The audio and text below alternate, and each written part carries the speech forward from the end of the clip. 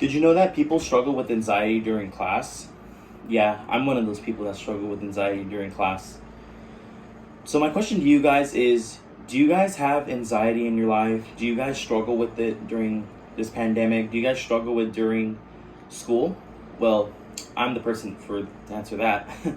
So, today I'm going to be talking about my strengths, weaknesses, my norms, and my restriction about my communication class. So, my top strength is listening skills. Listening skills are very the most top strength that I've noticed in my life, because I was able to listen to people when they're giving their speeches, and I was able to, come up with ideas, whatever they were talking about like, let's say, for example, baseball.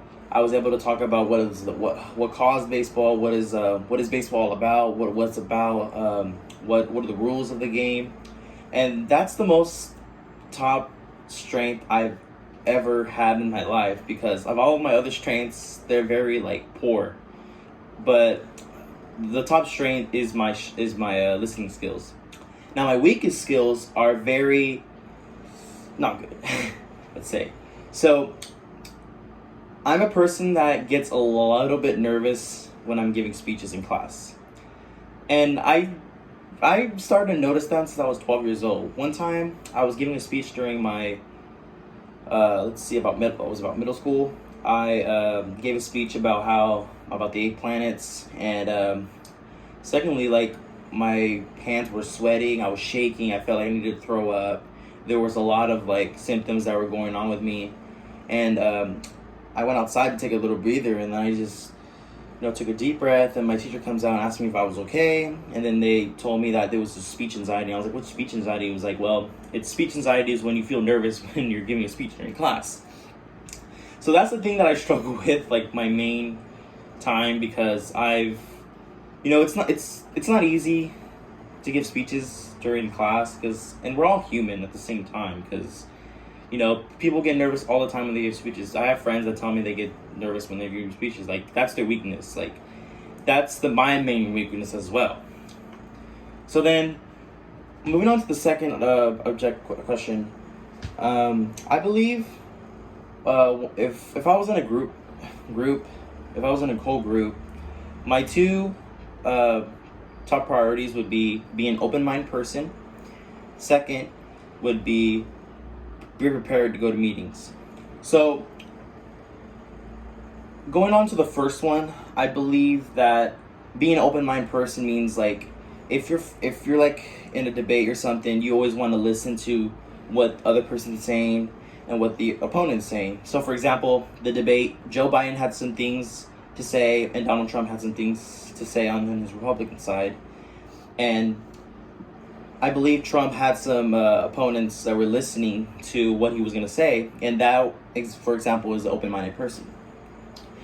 Now, the second thing is always be prepared to go to the meetings, because if you're not prepared to go to any of the meetings, then you don't know what you guys are going to talk about.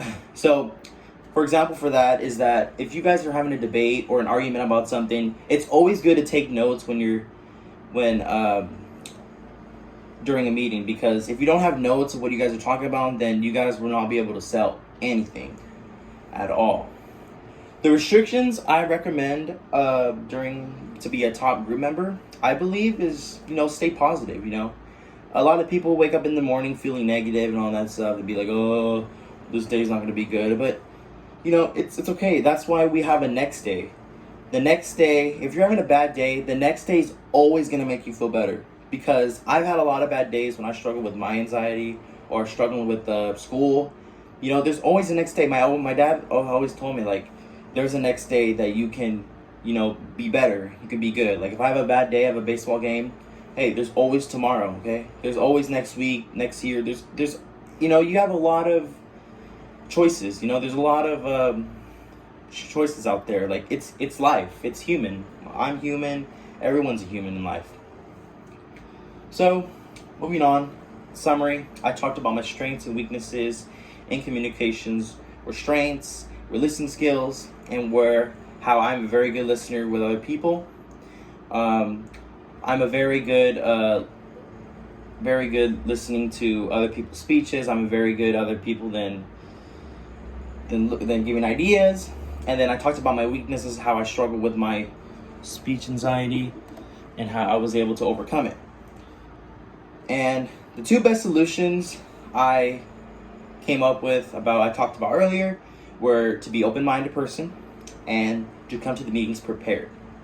In conclusion, I read this quote by the great Oliver Wendell Holmes, and he quotes that speak clearly if you speak at all, carve every word before it falls.